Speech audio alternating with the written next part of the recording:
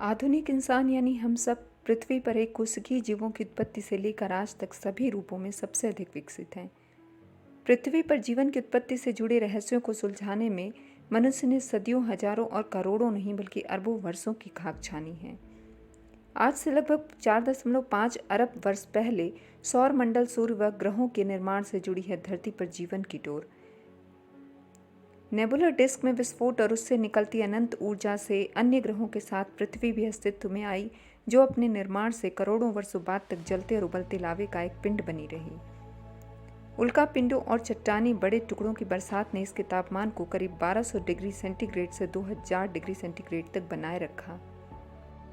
उल्कापात और पत्थरों की बारिश ने जहां पृथ्वी पर प्रलय जैसी स्थिति बना रखी थी, वहीं ये जीवन की संभावनाएं भी लेकर आ रहे थे, क्योंकि इनके साथ आ रहे थे जीवनोपयोगी गैसें, जल वाष्प, एमिनो एसिड्स और सबसे महत्वपूर्ण खनिज लवण।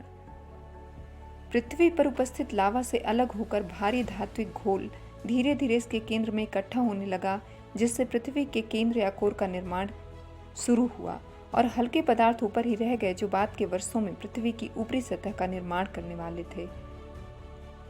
इस बीच पृथ्वी पर उल्कापात और ज्वालामुखियों ने अपना तांडव जारी रखा।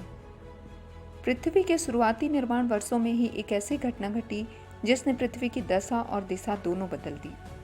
यह घटना थी थिया नाम के एक एस्टेरॉयड या विशाल ग्रह के पृथ्वी की सतह से टकराने की, जिसकी प्रलयंकारी टक्कर ने पृथ्वी के ऊपरी भाग से बहुत बड़ी मात्रा में पदार्थों को अंतरिक्ष में बिखेर दिया, जो बाद में संगठित होकर हमारे उपग्रह चंद्रमा के रूप में हमारे सामने आया। यह टक्कर इतनी भयंकर थी कि इसने पृथ्वी को अपने अक्ष पर 23.5 डिग्री तक झुका दिया।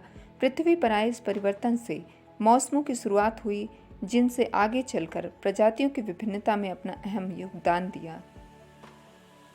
अपने निर्माण से ही पृथ्वी की घूर्णन गति अत्यधिक तीव्र थी, परंतु चंद्रमा के बनने और इसके गुरुत्वीय प्रभाव के कारण आने वाले करोड़ों अरबों वर्षों के समय अंतराल में यह 6 घंटे प्रतिदिन से 24 घंटे प्रतिदिन तक घटती चली गई।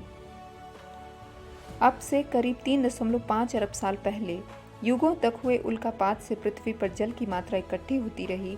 अब इसमें बदलाव हो रहे थे और यह पहले की अपेक्षा ठंडी हो रही थी और परिणाम स्वरूप इसकी सतहों का निर्माण शुरू हुआ। परंतु अब तक पृथ्वी के वातावरण में प्राणवायु, ऑक्सीजन का नामो निशान नहीं था। उल्कापात जहां जल के स्रोत बने, वहीं इन्होंने धरती पर जल संग्रह हेतु बड़े विशालकाय गड्ढों का निर्माण किया। वहीं ज्वालामुखियों ने तापमान में वृद्धि की तो भूमि को उपजाऊ भी बनाया। ज्वालामुखी विस्फोट व उल्कापात के कारण अब पृथ्वी पर भूकंप भी आने शुरू हो चुके थे, जिनसे नए भूभागों और पर्वत श्रृंखलाओं का निर्माण हो रहा था।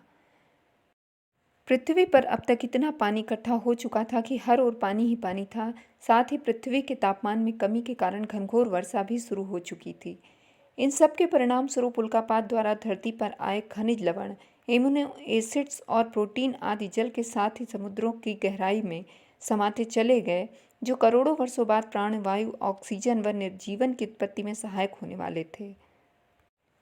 धरती पर जीवन की उत्पत्ति को लेकर अनेक मतभेद हैं, परंतु सबसे अधिक मान्यता जल से जीवन की उत्पत्ति को मिली।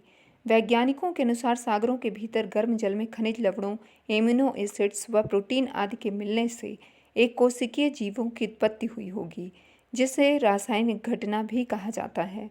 करोड़ों वर्षों तक इन एक कोशिकीय जीवों ने जल को ही अपना घर बनाए रखा और यहीं बढ़ते व विकसित होते रहे। इन्होंने धीरे धीरे सूर्य प्रकाश का प्रयोग अपने लिए ऊर्जा के निर्माण में करना शुरू कर दिया और जिसके कारण ऑक्सीजन के निर्माण का युग प्रारंभ हुआ। अब एक कोशिकीय जीवों ने जहां अपनी संख्या में लगातार वृद्धि की, वहीं इनके द्वारा छोड़ी गई ऑक्सीजन से धरती का वायुमंडल भर गया और अब तक ओजोन परत का निर्माण भी शुरू हो चुका था। ओजोन परत के निर्माण ने जहां धरती के वायुमंडल को हानिकारक अल्ट्रावायलेट रेज से सुरक्षित किया, वहीं जल के बाहर जीवन के पनपने हेतु उपयुक्त परिस्थितियां भी बनाईं।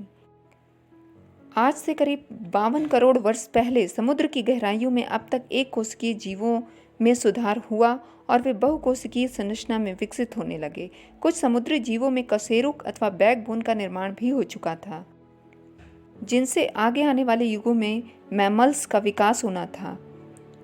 इस समय तक पृथ्वी के वातावरण में सुधार के कारण चट्टानों और भूमि पर पहले पादपों के रूप में थैलोफाइटा वर्ग के एक व बहुकोशिकीय पौधों का जन्म हो चुका था, जो शैवाल के रूप में भी जाने जाते हैं। इन्हीं के साथ पेड़ पौधों की अन्य प्रजातियों का भी पनपना शुरू हो चुका था। बाह्य वातावरण से सामंजस्य बैठाते हुए अब कशेरुकी जीवों ने जल से बाहर आना शुरू कर दिया था और चार्ल्स डार्विन के शब्दों सर्वाइवल ऑफ द फिटेस्ट के अनुसार ही अपने वातावरण की ज़रूरतों के अनुसार अपनी पूंछों व फिन्स का इस्तेमाल हाथ पैरों के रूप में करना शुरू कर दिया। इन जीवों ने धरती पर फलना फूलना व विकसित होना जारी रखा। इन्हीं से शुरुआत हुई स्तनपायी जंतुओं की, जो बाद में अपने सर्वोत्कृष्ट रूप में मानव बनकर विकसित हुए और साथ ही विकास हुआ धरती के दैत्याकार डायनासोर्स का।